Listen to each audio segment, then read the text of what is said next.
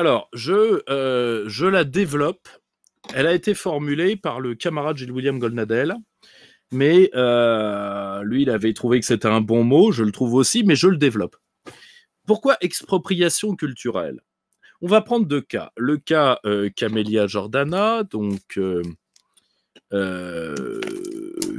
disons que, comment dire, dite l'astrétin, elle reçoit la lumière mais ne la renvoie pas. Iseult extraordinaire que mon camarade et ami Stéphane Edouard a brillamment disséqué, hein, et vu les proportions, il y avait...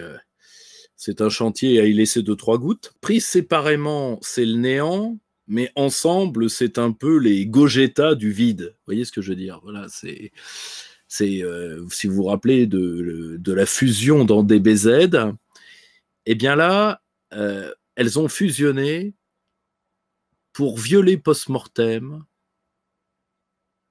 le pauvre Jacques Brel.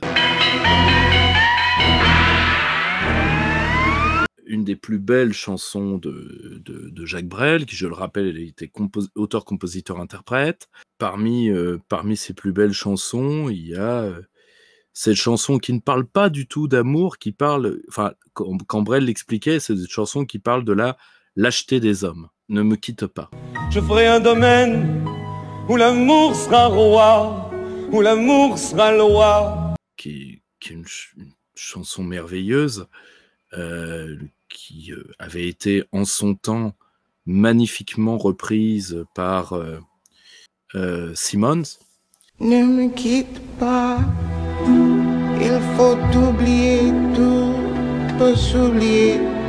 C'était une femme extraordinaire et qui avait chanté Ne me quitte pas, et Laila Simmons. C'était le plus bel hommage qu'on pouvait faire à Brel, et malheureusement, comme l'amour met l'infini à la portée des caniches, l'orgueil met les prétentions à la portée des serpillères, eh bien les deux serpillères ont fait un spectacle extraordinaire, c'est-à-dire qu'elles ont soigné leur laryngite en duo sur la chanson de Brel.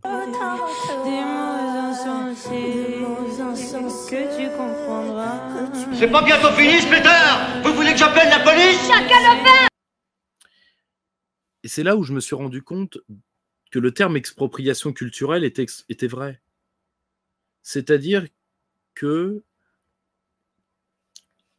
vous singez la culture autochtone, vous singez la culture nationale d'un pays et vous la détruisez. C'est pas du tout... attention, qu'on se méprenne pas. Comme je l'ai dit,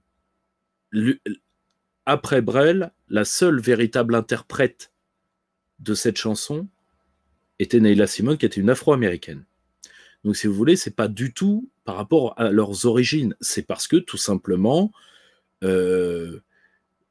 c'est parce que de foutre 3 coups de couteau dans une cornemuse ne fait pas un champ militaire. C'est aussi simple que ça.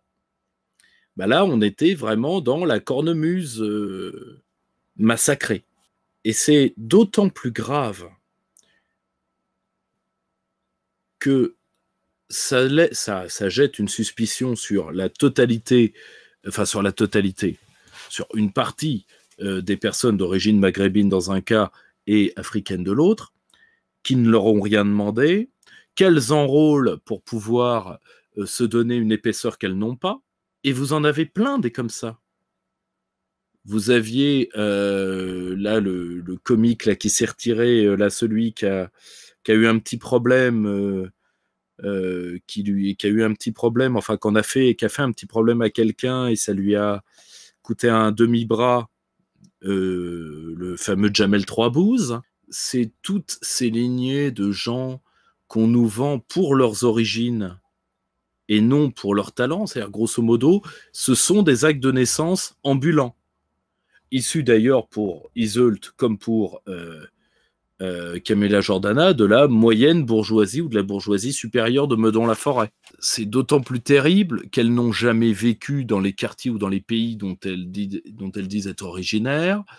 Elles ne viennent pas d'ailleurs, aucun banlieusard ne vient des zones pauvres du pays. Hein.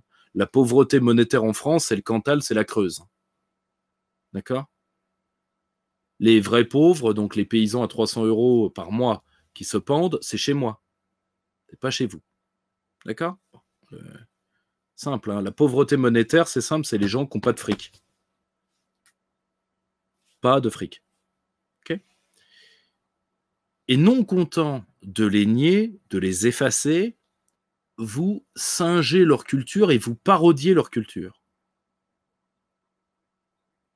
Alors qu'un phénomène d'assimilation repose en partie, d'ailleurs il y a un très bel ouvrage qui va sortir d'un grand intellectuel qui est quelqu'un que j'aime beaucoup, qui est Vincent Cousdière, sur l'assimilation, et qui utilise, vu qu'il est un grand spécialiste de l'œuvre de Gabriel Tarde, qui utilise ça, et l'œuvre de Tarde et les lois de l'imitation chez Tarde, pour justement illustrer sociologiquement ce qu'est l'assimilation.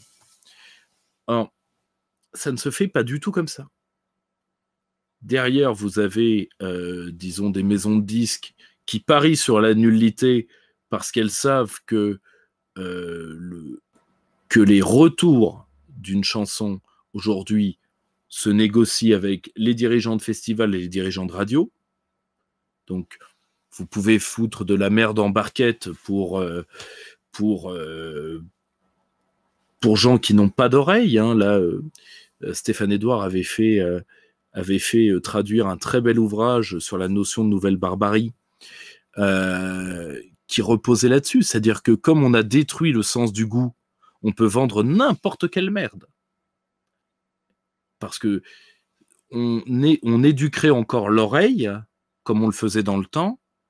Il n'y aurait ni Iseult ni Camélia Jordana, pas à cause de leur style musical, mais à cause de leur nullité intrinsèque. Si vous voulez, chaque type musical a eu des génies. Bon. Y compris des styles qu'on peut ne pas aimer. Bon, moi j'ai beaucoup aimé un certain hip-hop américain, j'ai jamais accroché au rap français, c'est comme ça. Mais je pense que n'importe qui, même n'aimant pas le hip-hop ou n'aimant pas le rap, reconnaît la suzeraineté d'Eminem, par exemple. Parce que là, on est dans de la maîtrise. Chez les deux susvisés, on est dans la singerie, dans la parodie. Parce qu'elle parodie une culture que profondément elle méprise. D'ailleurs, elles s'illustrent toutes les deux en insultant cette méprise par des insultes qui illustrent avant tout le vide profond, abyssal et agressif qu'elles ont en elles, c'est-à-dire que, objectivement, voilà, elles chantent parce que la psychanalyse coûte trop cher en France, très nettement, Iseult particulièrement. Et je me sentais tellement dans une sorte de safe place, en fait, avec des personnes non-binaires, des personnes trans, des personnes noires, des personnes obèses, comme moi, parce que je suis en obésité. Camélia Jordana, elle est, comment dire, voilà, elle est juste une marque de comment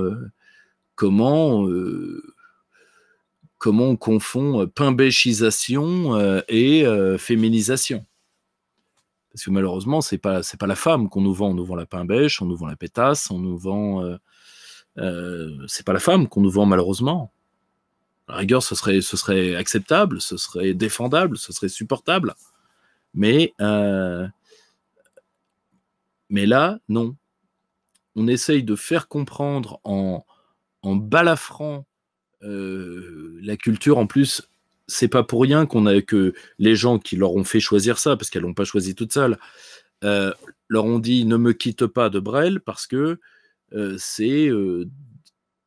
voilà, c'est Brel, bon, Brassens, c'est un niveau de vocabulaire qui est au-dessus, donc c'est maîtrisé par moins de gens, mais Brel, c'est l'un des derniers chanteurs que toutes les catégories d'âge connaissent. Donc là, c'est vraiment, j'irai cracher sur vos tombes, quoi. Là, on est dans le grand effacement. C'est-à-dire, nous allons vous effacer. C'est un peu le message qui est envoyé. Et le souci, c'est comment éviter justement cet effacement. Je vais vous répondre avec un jeune homme qui m'a écrit il n'y a pas longtemps, qui s'appelle Romain Guérin. Beaucoup plus à droite que moi, mais qui est un vrai poète. Son journal d'Anne France, en dehors de quelques aspects idéologiques négligeables, qui peuvent alourdir un peu le texte, est un vrai texte, un vrai livre, un vrai roman, avec de vrais morceaux de poésie dedans, et il avait séduit l'homme immense qui était Jean Raspail. Parce que comme pour toute entreprise autoritaire et comme pour toute tentative, disons, d'écrasement culturel, c'est pas la première dans l'histoire, on retrouve le champ de la résistance des années 40. Résister, c'est créer c'est résister. Vous voyez ? Et donc, nous devons aider, et malheureusement, je vois très peu de gens qui font ça, aider nos jeunes plasticiens, aider nos jeunes écrivains, aider nos jeunes chanteurs, y compris. C'est important, la chanson et la danse. Il ne faut pas oublier que ce sont particulièrement le chant choral, c'est l'un des premiers ciments des êtres collectifs. C'est ça. C'est ce que les hommes ont su faire en premier. Tu vois, parce que le premier rapport au monde de l'homme, c'est le souffle. Le second, c'est la voix. Et je pense que nous devrions aider nos cinéastes, nos plasticiens, etc., pour éviter qu'ils fassent du cinéma ou des livres à thèse. Bon, moi, j'aide avant tout des jeunes qui font des essais parce qu'on fait ce qu'on sait faire. Mon ami Pierre-Guillaume Deroux, lui, aider les jeunes créateurs, et il va falloir trouver... Nous, on est tout oui pour aider qui vous voulez, mais il va falloir qu'on trouve des gens qui voudront, qui pourront être aidés dans un travail très exigeant de création culturelle. C'est littéraire, pictural, graphique, sculpture, ce que vous voulez, mais qui illustreront une nouvelle école du beau. Un de mes amis, le Turc, je suis très impatient de lire son livre sur la notion de beauté, parce que le beau est une guerre, et c'est une guerre que nous n'avons pas le choix de mener, vu qu'a priori, à tous les niveaux, parce que pour moi, Iseult et Camélia Jordana, c'est le versant showbiz de la cancel culture. C'est l'expropriation culturelle, là où l'autre, c'est l'effacement pur et simple. C'est-à-dire, on vous vire, on vous efface, et on entre dans vos références culturelles et on les détruit. Et je le dis sans nécessairement y penser. Si vous voulez, je ne pense pas que quelqu'un soit assez pervers pour avoir fait ça intentionnellement, mais le système fonctionne comme ça parce qu'il fonctionne tout simplement. Il faut que vous compreniez que le système fonctionne par le truchement du droit, de la technique et du marché.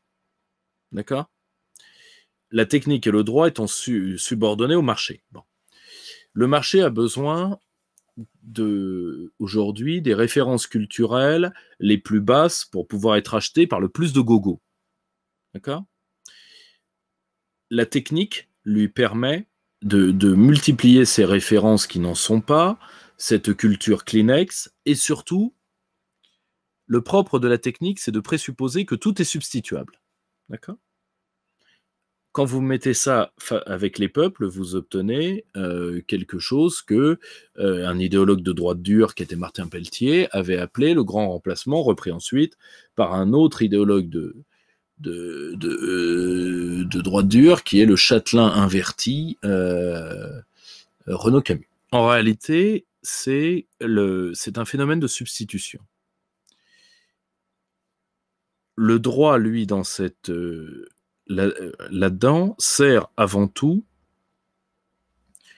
à assurer à assurer la reproduction de ce système entrepreneurial, technique et autres par toute une industrie, droit d'auteur, studio, etc., qui repose sur l'effacement culturel de la culture entendue au plus haut. Et chaque forme peut avoir sa hauteur. Chaque forme peut avoir sa hauteur. Moi, j'ai été gothique. Il y a du gothique symphonique, qui est très très beau, que j'écoute encore d'ailleurs. Il y a, si vous voulez, il ne faut pas avoir une vision de la culture comme on prend les formes les plus anciennes, on les statufie et tout le reste, c'est de la merde. C'est pas du tout ça. C'est de rechercher la beauté, quelle que soit la forme qu'on prenne. Dans ce cadre-là, même une partie de l'art contemporain, mon ami, mon camarade qui avait fait une très belle conférence, un très bel article dans Pourquoi combattre, une très belle conférence sur la notion d'art. L'esthétique a, dans le système de domination actuel, une place, à mon sens, je ne dirais pas prépondérante, mais substantielle. Le disait bien, il y a des formes d'art contemporain qui ne sont pas laides. Il y en a une bonne partie qui si on les fout à la benne, il n'y a pas de problème. Mais parce qu'il y a une partie qui correspond à ce que Staline appelait l'art dégénéré, il faut être très honnête. Mais contre ça, il ne faut pas en recourir au fait de se draper dans des formes anciennes, ou encore pire, à les censurer. Il faut se trouver le moyen de propager des formes nouvelles. Et là, c'est nos radios, c'est nos radios, nos sites web, etc., qui doivent relayer de la création culturelle. Nous le faisons déjà, mais pas dans ces arts-là. Nous, on essaye de traiter, on traite déjà l'histoire, les essais, la technique, etc. Enfin, on se tape tout le cambouis. Le problème, c'est qu'à un moment, il faudra peut-être qu'on se tape l'art aussi, vu qu'a priori, le mouvement national n'entend pas promouvoir une véritable alternative, et c'est bien dommage. Parce que le message qui a été envoyé, alors vous me direz, c'est que de Bécasse, ça pose pas de problème. Ça commence toujours comme ça. Ça commence toujours comme ça. La nullité des messagers ne remet pas en question la dangerosité du message. Et c'est là où il faut faire quelque chose pour ne pas être exproprié culturellement, pour ne pas être abêti par les formes les plus avilissantes du fait culturel, bien illustré par cette chanson que je vous recommande, parce que de voir une chanson aussi belle qui doit faire naître, comme souvent chez Brel, il y a en plus des... Brel est un vrai chanteur à texte parce qu'il écrit ses textes de telle manière que le sens que Brel leur a donné, on a énormément de mal à le discerner. Par exemple, on croit tous que Ne me quitte pas est une chanson d'amour. Non, c'est une chanson sur la lâcheté des hommes. Nuance. C'est un homme qui s'humilie pour garder une femme. Mais on pourrait dire la même chose de, pour moi, une des plus grandes chansons à texte françaises du XXe siècle, qui est dans le port d'Amsterdam. Donc, la question, c'est comment aider nos artistes, comment les recruter, comment les former de manière très exigeante, et comment les diffuser. Sinon, nous serons foutus dehors. Nous sommes déjà de plus en plus foutus dehors de notre propre pays. Mais là, maintenant, on avilit nos formes culturelles. Je vais vous donner un exemple tout bête. Qu'est-ce qui me fait dire qu'on a laissé faire ? Je refuse de croire que cette chanson n'ait pas été répétée. Un duo comme ça, sur une chanson aussi compliquée, j'y crois pas. N'importe qui présent dans la salle aurait dû voir que si on avait égorgé une oie et étranglé un canard de l'autre côté, on n'aurait pas obtenu bien pire. Et donc, si on l'a diffusé, c'est qu'on l'a bien voulu. On n'a certainement pas cherché à mal, mais on ne cherche jamais à mal. De provoque en provoque où on ne cherche pas de mal, ça a terminé dans la guerre du Liban, hein, vous savez. Ça a terminé à l'ex-Yougoslavie. Donc voilà. Créer, c'est résister. Question, est-ce que le camp national en est encore capable ? À titre personnel, vu ce que je vois dans les sciences de l'esprit, j'ai bon espoir. Parce que quand je vois les jeunes gens qui m'arrivent, le niveau qu'ils ont, je me dis, on doit peut-être avoir un artiste dans le lot, en plus. Mais bon, ce sera, comme dirait l'autre, demain est un autre combat. Merci à tous.